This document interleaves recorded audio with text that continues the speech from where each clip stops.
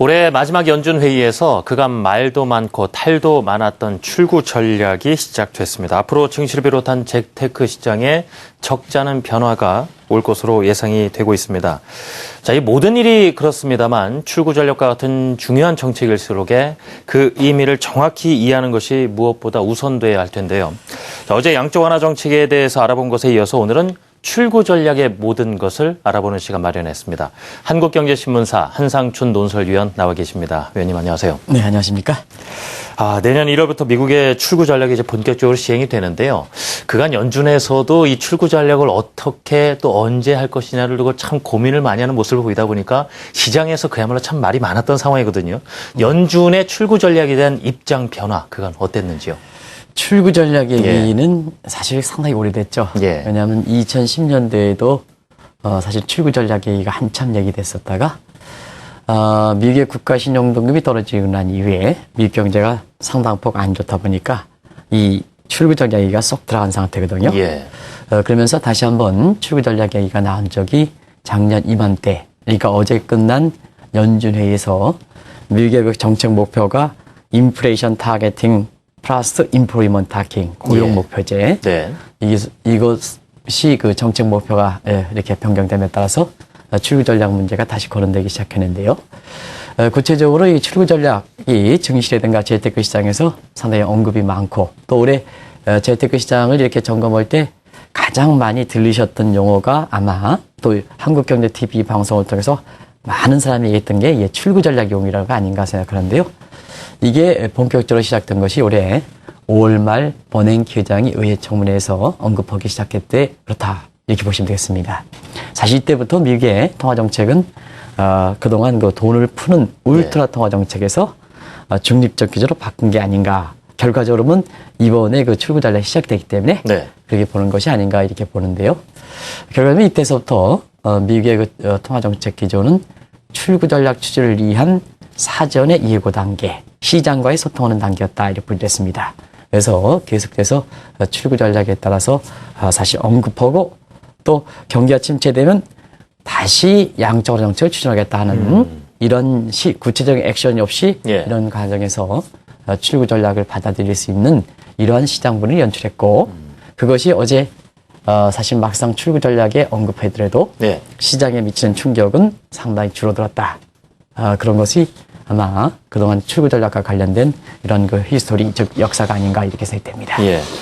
자, 그런데 투자자들이 볼 때 말이죠. 연준이 출구 전략을 더 가속화할 수도 있고 또 상황에 따라서 또 양조환을 또 늘릴 수도 있고 이렇게 되면 참 혼란스러울 수밖에 없는 상황인데 이번에도 그런 입장을 연준에서 나타내지 않았습니까?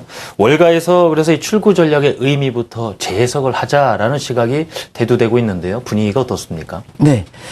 바로 그것이 우리가 소위 그 버냉키와 제넷 앨런식 출구 전략이다 이렇게 보시면 되겠습니다. 원래 그 통화 정책은 시차가 상당히 깁니다. 다른 어떤 정책보다도 이렇게 인과관계 테이스팅 보면 지금은 시차가 더 길어져서 1년 정도이기 때문에 이러한 그 시차를 감안한다면 출구 전략 막상 들어가면 그 효과를 이렇게 보기 위해서는 상당 부분 그 기조를 오랫동안 유지해야 된다는 얘기거든요. 그동안 양적 완화 정책 그렇게 왔으니까.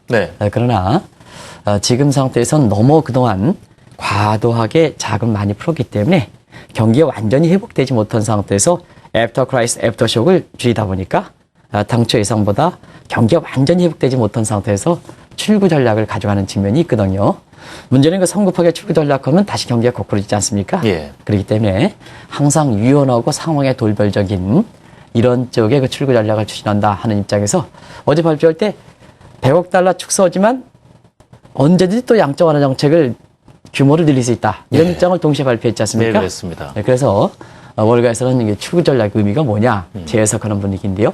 바로 그것이 버냉키라든가 제넷 앨런의 식의 그 출구 전략이다 이렇게 보시됐습니다.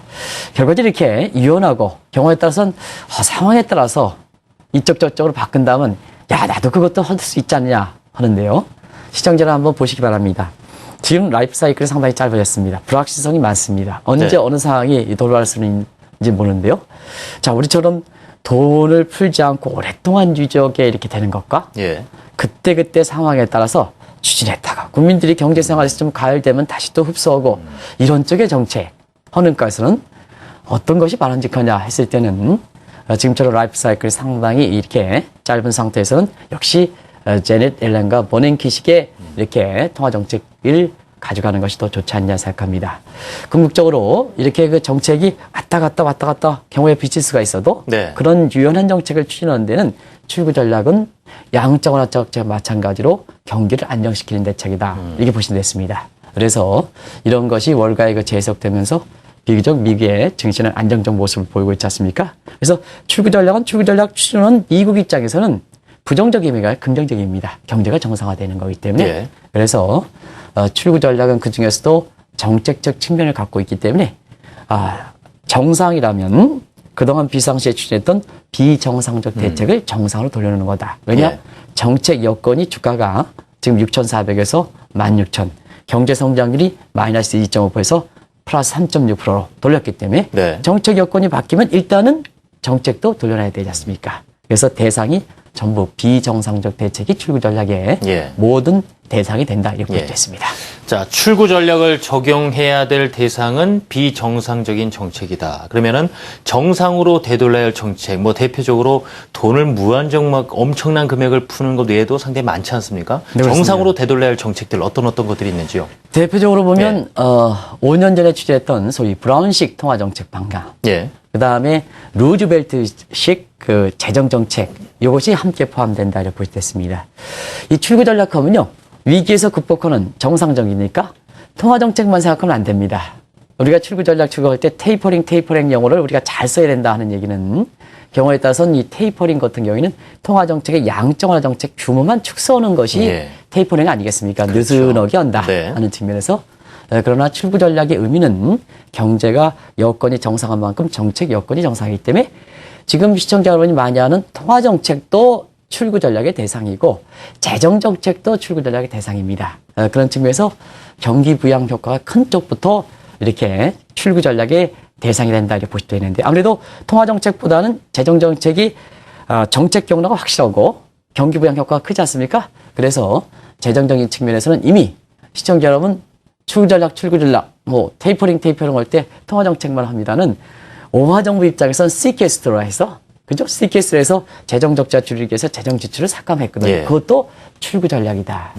그런 측면에서는 경로가 좀 굉장히 길고 불확실한 통화 정책도 이제는 이렇게 사실 그 출구 전략에 들어갔다 이렇게 보시면 되는데요. 역시 통화 정책 측면에서는 제로금리 정책, 현재 궁극적으로 금리를 경제가 만큼 정상화시켜야 됩니다. 예. 그러나 금리가 변경에 따른 국민경제 생활이 받아들일 만큼 아직까지 탄탄하지 않기 때문에 일단 줄일 수 있는 것부터 가장 가변적인 것이 선진국들은 공개시장 정책, 오퍼레이션 프라이스가 상당히 발달되어 있기 때문에 사실 시중에 통화량 공급하는 것은 채권이라든가 모기 증거를 통해서 금리 체계가 잘 형성되기 때문에 이걸 조절하는 게 굉장히 쉽거든요. 예. 그렇기 때문에 이번 같은 경우에는 첫 번째 단계로서 양적완화 정책 요거의 규모를 서서히 축소시키는 이런 예. 단계를 밟고 있다 이렇게 보시면 됐습니다. 자, 그리고 이 채권의 규모를 줄이는 데 있어서 그 시기를 두고 사실 내년에 결정을 할 것이라는 시각, 어떤 예상이 많았었는데요. 왜냐하면은 2월부터 자넷 옐런 이제 연준 차기 의장 지명자 이제 임기가 시작이 되다 보니까 올해 이렇게 결정하는 것은 좀 빠른 것 아니냐라는 이런 시각도 있는 상황이거든요. 이건 어떻게 보시는지요? 네, 사실 저도 이 방송을 통해서 대체로 보면 마지막 회의 때는 예.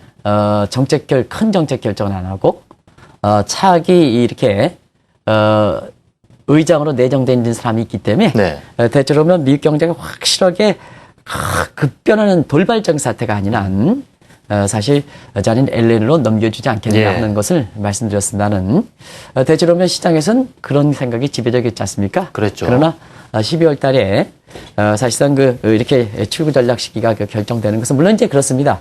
출구 전략 지금 결정됐다 하더라도 내년 1월부터 추진하니까 아주 절묘하게 맞춘 겁니다. 예. 그죠? 절묘하게 맞춘 겁니다. 고에. 그래서 어느 쪽이든 아주 시각을 절묘하게 맞췄다. 그래서 이번에는 올해 9월 달에 출구 전략이 일반적으로 그때 추진할 것이다 해서 연기했는데 네. 시장과의 소통이 이렇게 실패했지 않느냐. 소식 자니 앨런의 남편 되시는 조지 에거로프의 교회에서 역선택 이론을 아주 절묘하게 사용했다 하는 데 반해서 예. 그동안 시장과의 소통이라서 이런 걸 감안해서 이번에는 시장과의 소통을 아주 기가 막히게 맞췄다.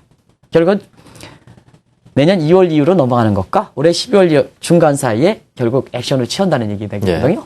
그런 각도에서 보면 이번에 그 당초 이런 그 절묘한 이런 타임을 맞추는 측면도 있긴 합니다는 그래도 자는 앨런 시대에 추진할 것보다 버냉키가 시절에 추진했다는 것은 두 가지가 있지 않느냐. 일단은 물가가 상당히 안정돼 있다. 지금 미국도 디스인플레이션을 얘기할 정도로 상당히 물가가 안정돼 있다. 네. 이런 측면이고요.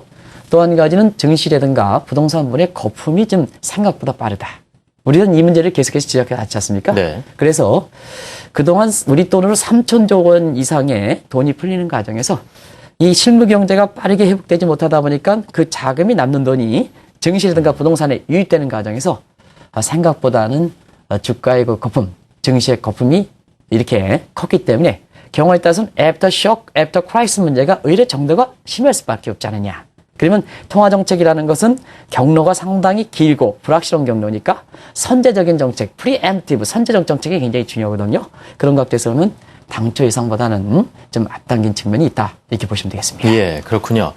자, 그렇다면 앞으로 출구 전략이 어떻게 추진될 것인가도 좀 큰 관심사인데요. 이제 시작에 불과하다라는 말이 나오는 것을 보면 그만큼 부작용 부분도 있기 때문에 시작에 불과하다, 주의될 점이 있다. 그만큼 시장에 충격을 좀 적게 줄 정도로 연준에서도 결정을 해야 된다. 그렇다면 단계적으로 이렇게 가는 데 있어서도 고민을 많이 하지 않겠습니까? 예.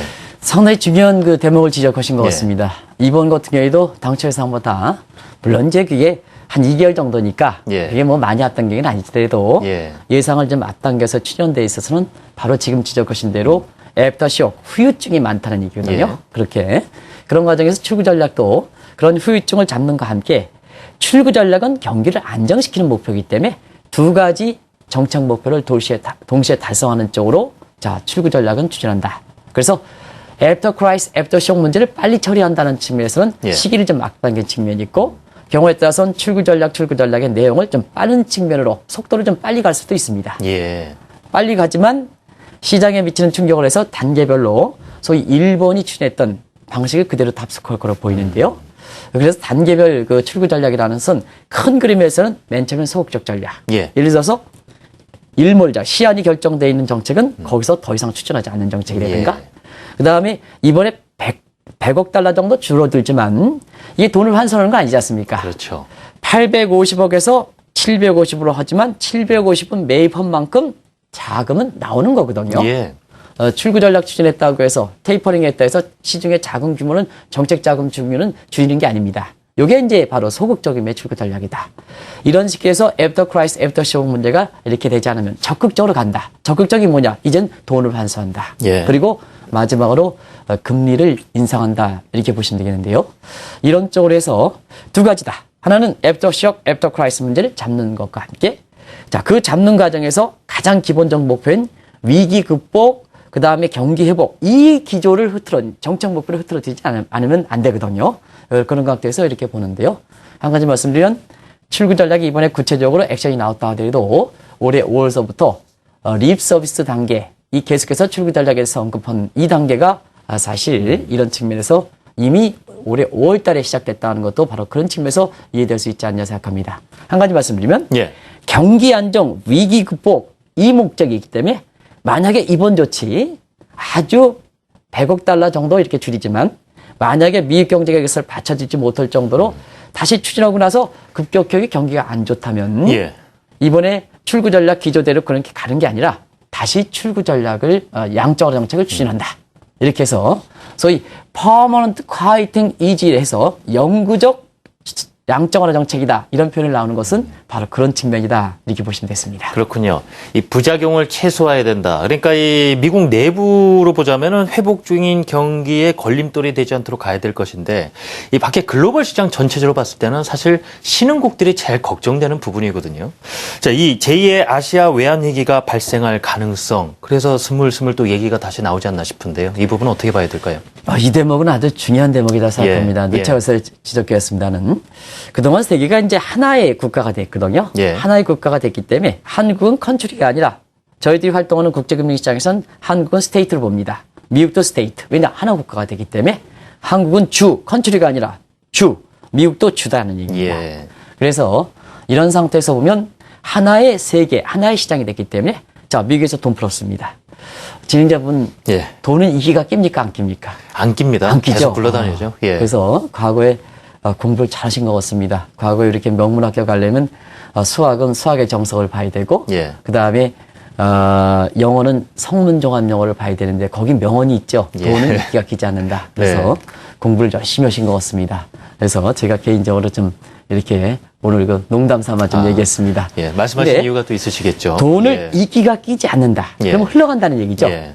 그러면 하나의 국가가 되는 상태에서 보면 미국은 제로금리 같이 추진했으니까 자 브라질 이런 국가의 고금리 국가에서는 캐리 자금 형태로 들어가겠죠. 예. 자 그러면 정책 여건이 정상화된다. 정책이 정상화된다 하면 글로벌 자금 흐름도 정상화되지 않습니까? 그죠? 네. 그래서 출구 전략 시작과 함께 신흥국에서는 상당폭 우려가 계속해서 나오는 것도 바로 그런 측면이다 이렇게 보실 때는데요.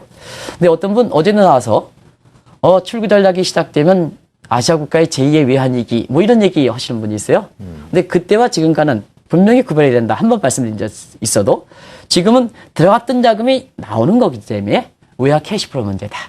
안 그렇습니까? 예. 그래서 비상금을 많이 갖고 있는 국가들은 큰 충격을 받지 않는다. 이렇게 보시면 되겠습니다. 예. 그래서 비상금이 비교적 외화 건전한 국가는 대부분 다 한국, 그 다음에 멕시코, 중국, 대만 뭐 이런 국가들이고요. 예.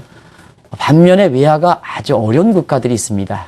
이런 국가가 바로 TIPS 국가, FF, WFF 요 국가들인데 이건 뭐냐면 새롭게 나오기 때문에 말씀드리겠습니다. TIPS 국가는 바로 타일랜드, 인도네시아, 필리핀이고요. 필리핀. 예. 그 다음에 FF 국가는 통화가 아주 프레질 5 해서 깨지기 쉬운 국가다. 이렇게 보면 되겠는데요. 취약국이죠, 아주. 취약국입니다. 그래서 여러분 아시겠지만 인도의 루피, 인도의 루피아, 그 다음에 터키의 리라와 그 다음에 브라질의 헤와라, 그리고 남아공의 랜드화 이런 국가들이 사실 출구 전략에 따라서 상당폭 이렇게 우려가 되기 때문에 출구 전략 시장과 함께 시청자 여러분 이런 취약국에 대해서는 대비할 필요가 있다는 걸 말씀드립니다. 예, 알겠습니다. 자, 이제 출구 전략이 공식화된 만큼 증시를 비롯한 이제 재테크 시장에도 시장 여건이 이제 급변하게 될 텐데요. 앞으로 그럼 어떻게 전망하시는지 또 짧게 좀 부탁드리겠습니다. 예. 출구 전략은 거품을 해서는 애프터 프라이스, 애프터 쇼크입니다. 예. 그래서 경제를 안정화시키는 건데 질적으로 그런 측면에서는 거품이 낀데 빠진다. 예. 그래서 올해 들어서 출구 전략 언급과 함께 구체적으로 액션은 이번에 나왔지만 올해 금 투자하지 마세요. 출구 전략과 함께 오늘 새벽에 끝난 뉴욕 상품 시장에서 금값이 3년 4개월 만에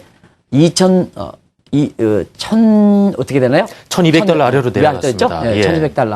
$1,200 떨어지는 이런 모습을 보이고 있습니다. 이 금값이 있잖아요. 예.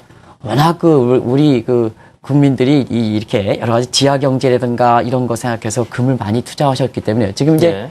우리 박드나 PD께서 보여주셨으면 $1,190 떨어졌지 않습니까? 오늘 3% 이상 예. 폭락했죠. 크게 떨어졌습니다. 예. 그래서 이게 이렇게 강의를 하다 보면요. 의외로 금 투자에 손실을 하시는 분들이 굉장히 많습니다. 한국경제TV를 통해서 올해 계속해서 금은 투자하지 마세요. 쳐다보지도 마세요. 이렇게 예. 말씀드리래도 한국 사람이 금은 좋아하긴 좋아하는 것 같습니다. 그래서 제가 이 금 이야기 할 때마다 시청자분의 아픈 생각을 해서 이렇게 그 금 가격도 잘 이렇게 새벽에 끝난 금 가격도 잘 기억하지 못할 정도로 지금 금값이 떨어지고 있는데 아주 수직으로 떨어지고 있죠, 이게. 그래서 이런 금, 미개 국채, 신흥국의 자산 이런 예. 측면에서 거품 정도가 이렇게 큰 데는 반드시 좀 대비하실 필요가 있다. 한 가지 말씀드리면 우리가 이런 사태가 중요한 겁니다. 올해 9월부터 증권사의 리서치 센터장들이 2,200, 2,300 이렇게 불었습니다는 사실 이런 뒤늦은 낙관론에 이렇게 보는 것보다는 계속해서 말씀드린 것은 정책 대변화가 될 때는 뭐든지 재테크의 인기와 비인기에 서로 교체되는 시기입니다. 그런 측면에서는 무엇보다도 쏠림 현상보다는 예. 이렇게 균형을 유지하는 것이 최대 이렇게 덕목이다. 그런 걸 말씀드립니다. 알겠습니다.